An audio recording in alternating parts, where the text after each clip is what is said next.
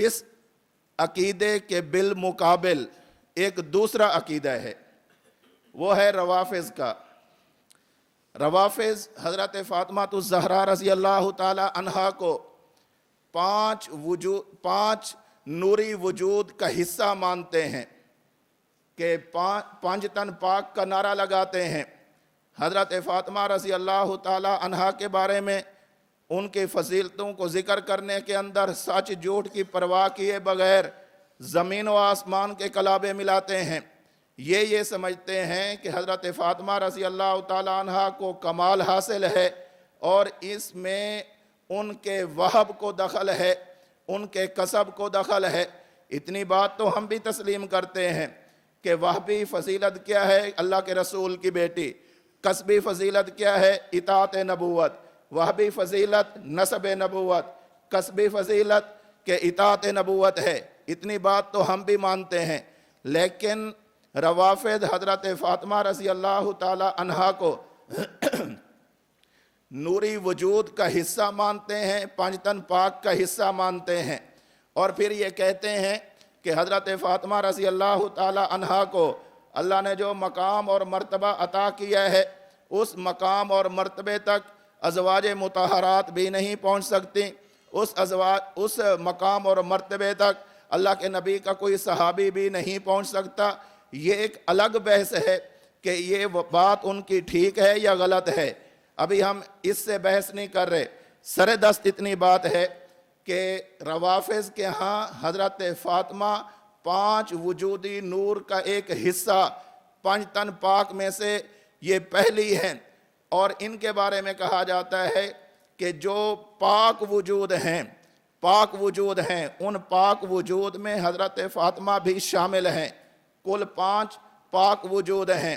اللہ کے نبی صلی اللہ علیہ وسلم، حضرت علی، حضرت فاطمہ، حضرت حسن، حضرت حسین، یہ جب پانچوں مل جائیں، روافض کی اصطلاح میں انہیں 5 تن پاک کہا جاتا ہے۔ پاک ہونے کا معنی کیا؟ کہ یہ گناہوں سے بالکل اسی طرح معصوم ہیں جس طرح اللہ کے نبی صلی اللہ علیہ وسلم معصوم ہوتے ہیں۔ ابھی ہمارے ہاں یہ بحث نہیں۔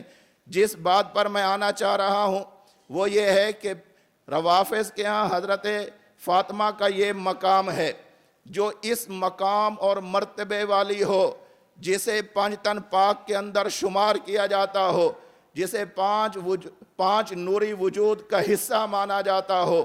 اب اس کے بارے میں روافض نے جو اپنا عقیدہ اور نظریہ لوگوں کو بیان کیا ہے، اپنی کتابوں کے اندر لکھا ہے، جب اس کے اندر ہم غور کرتے ہیں کہ یہ جو حضرت فاطمہ کی طرف بات کو منسوب کیا جا رہا ہے، اگر اس بات کو تھوڑی دیر کے لیے صحیح تسلیم کر لیا جائے، حقیقت پر مبنی تسلیم کر لیا جائے، تو اس سے سیدہ فاطمہ کی شان میں کمی ہوتی ہے یا سیدہ فاطمہ کی شان مزید بلند ہوتی ہے۔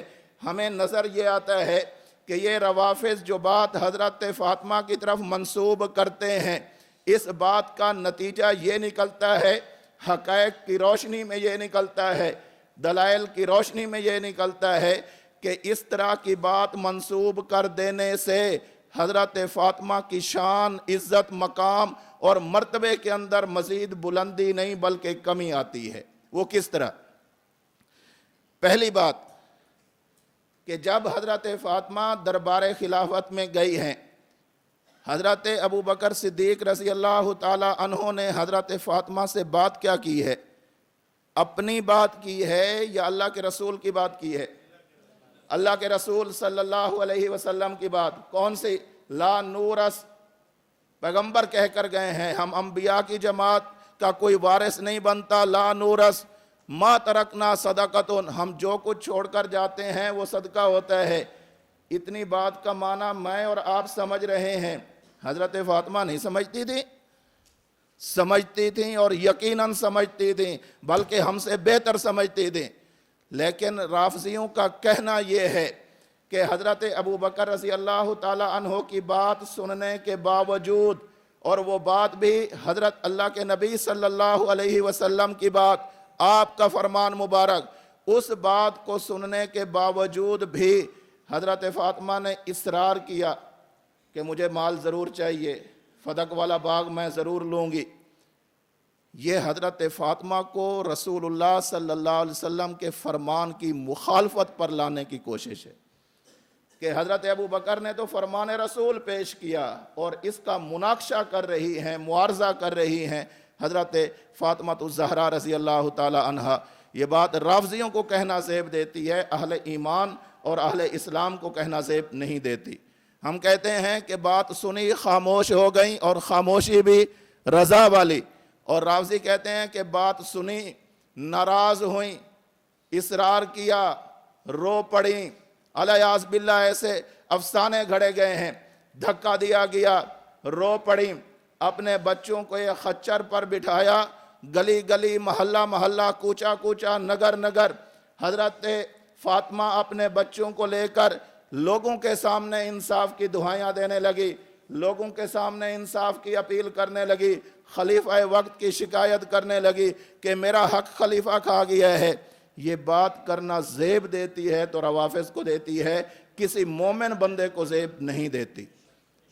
ہم یہ کہتے ہیں کہ فرمان رسول سنا خاموش، اور وہ کہتے ہیں فرمان رسول سنا پھر بھی مال کا اصرار ہے، فرمان رسول سنا پھر اس کے باوجود بھی رو پڑیں اور جگہ جگہ جا کر اللہ کے رسول صلی اللہ علیہ وسلم کے اس خلیفے کے بارے میں، اس پہلے خلیفہ کے بارے میں لوگوں کے اندر طرح طرح کی باتیں کرنا شروع کر دیں۔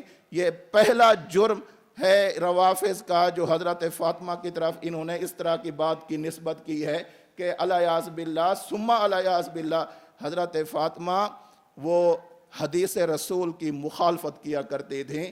یہ ان کی اس بات سے لازم آتا ہے کہ حضرت ابو بکر نے تو بات فرمائی، حدیث سنائی، اس کے باوجود حضرت فاطمہ نے کہا نہیں مجھے میرا حق چاہیے۔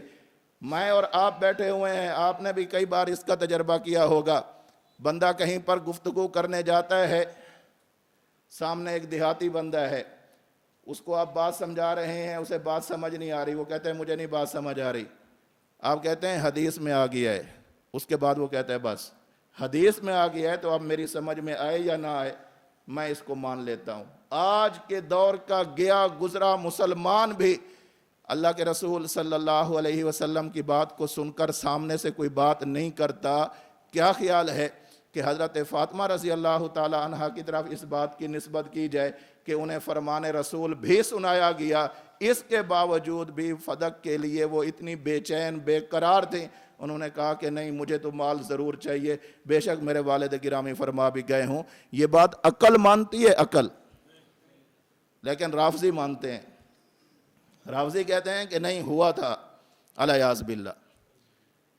روافض کے مفسرین اس بات پر بے اتفاق کے اکثر یہ متفق ہیں، قرآن کریم کی آیت یریدون ان یتحاکموا الی الطاغوت، اسی آیت کے ذیل میں رافضی مفسرین کا کہنا یہ ہے کہ اگر کوئی خلیفہ برحق نہ ہو اس کی عدالت میں مقدمہ لے کر جانا حرام ہے، اور اگر وہ خلیفہ اول اگر خلیفہ غاصب ہو تو اس کا فیصلہ ماننا یہ بھی حرام ہے۔ آپ مجھے فرمائیں کہ حضرت فاطمہ اس قضیے کو، اس مقدمے کو لے کر بقول تمہارے کہاں پر گئی ہیں؟ دربار خلافت ابی بکر میں گئی ہیں۔ اگر حضرت ابو بکر کی خلافت راشدہ نہیں تھی، حضرت ابو بکر رضی اللہ تعالی عنہ کی خلافت غاصبہ تھی، تو یہ والا جرم کس کے ذمہ لگا رہے ہو کہ خلافت غاصبہ کے اندر کوئی بندہ مقدمہ لے کر جائے تو اس بندے کا یہ کام حرام ہوتا ہے؟ یہ کام کس کے ذمہ لگا رہے ہو؟ حضرت فاطمہ کے کہ یریدون ان یتحاکموا الی الطاغوت۔ قرآن کہہ رہا ہے کہ اپنا مقدمہ کسی غاصب خلیفے کے پاس لے کر نہیں جانا۔ ایک طرف تم کہتے ہو کہ علی کی خلافت کو ابو بکر نے غصب کر لیا تھا، دوسری طرف کہتے ہو کہ حضرت فاطمہ اسی خلیفہ کی دربار میں پہنچ کر اپنا حق بھی مانگ رہی ہیں۔ دو رنگی چھوڑ یک رنگ ہو جا، سراسر موم یا سراسر سنگ ہو جا، یہ ہم دو پیمانے نہیں چلنے دیں گے۔ یا تو کہو کہ حضرت ابو بکر کی خلافت راشدہ علی منہاج النبوت ہے، خلیفہ عادل مانو، خلیفہ راشد مانو. لیکن یہ کیا بات ہے کہ خلیفہ بھی مان رہے ہیں، خلیفہ بھی غاصب مان رہے ہیں، اور حضرت علی کی خلافت کو غصب کرنے والا کہہ رہے ہیں، اور ساتھ میں یہ ہے کہ حضرت فاطمہ کو بھی اسی دربار میں تم نے چلایا ہوا ہے. کوئی ایک بات کرو. دوسری جرم کی نسبت روافض حضرت فاطمہ رضی اللہ تعالی عنہ کی طرف جو منسوب کرتے ہیں وہ یہ ہے کہ اگر یہ دربار خلافت صحیح نہیں تھا تو حضرت فاطمہ گئی کیوں ہیں؟ اگر دربار خلافت ٹھیک نہیں تھا، حضرت علی کی خلافت کو حضرت ابو بکر نے غصب کیا ہوا تھا، تو حضرت فاطمہ کا جانا یہ حلال کام بنتا ہے کہ حرام کام بنتا ہے؟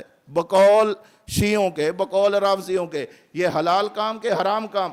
حرام. اور حرام کام کی نسبت کس کی طرف کر رہے ہیں؟ حضرت فاطمہ کی طرف.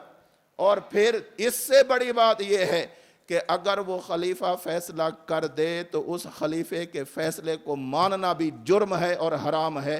حضرت فاطمہ نے اس خلیفے کے فیصلے کو مانا ہے کہ نہیں مانا؟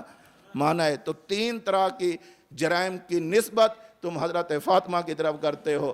نمبر 1 کہ مخالفت حدیث کا الزام حضرت فاطمہ کے ذمہ لگاتے ہو.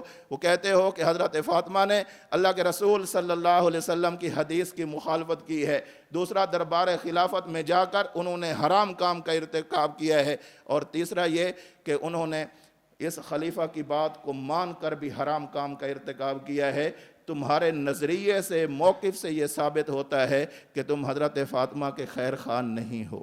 جو نقشہ تم نے پیش کیا ہے دنیا کے سامنے، الیاذ باللہ ثم الیاذ باللہ، آج کی کوئی گئی گزری عورت بھی ایسی نہیں ہوتی جو نقشہ تم نے حضرت فاطمہ کا کھینچا ہے. آج اگر کسی خاندان کے اندر، کسی قبیلے کے اندر اگر کوئی خاتون ایسی ہو جس کو اس کی وراثت سے محروم کر دیا جائے، وہ بھی اپنے بیٹوں کو سواریوں پر بٹھا کر لوگوں کے در در نہیں جاتی. ظالموں، ملی تھی تو تمہیں خاتون جنت ملی تھی، جس کے بارے میں تم نے یہ عقیدہ اور نظریہ گھڑ کر لوگوں کو یہ دیا ہے کہ جب ان کو اپنا حق نہ ملا تو انہوں نے اپنے بیٹوں کو ایک خچر پر سوار کیا، مدینہ کے گلی کوچوں کے اندر چکر لگایا، اور حضرت ابو بکر سے انصاف کی دعائی کے لیے اپیلیں کرتی رہیں. تمہیں ملی ہے تو خاتون جنت ملی ہے، تمہیں ملی ہے تو بنت رسول ملی ہے، تمہیں ملی ہے تو سیدہ بطول ملی ہے، تمہیں ملی ہے تو خاتم الانبیاء کی بیٹی ملی ہے، تمہیں ملی ہے تو خاتم الخلفاء کی بیوی ملی ہے، تمہیں ملی ہے تو حسنین کی والدہ ملی ہے، تمہیں ملی ہے تو فاطمہ تو بضعۃ منی کی مصداق ملی ہے، تمہیں ملی ہے تو فاطمہ تو سیدۃ نساء اہل الجنہ کی مصداق ملی ہے، تمہیں ملی ہے تو ابو بکر کی نواسی ملی ہے، تمہیں ملی ہے تو حضرت عمر رضی اللہ تعالیٰ عنہ کی ساس ملی ہے. تمہیں اور کوئی نہیں ملتا کہ جس کی طرف تم ایسی باتوں کی نسبت کرو. ملتی بھی تھی تو تم نے رسول کی بیٹی کو یہ کام کرا دیا، الیاذ باللہ.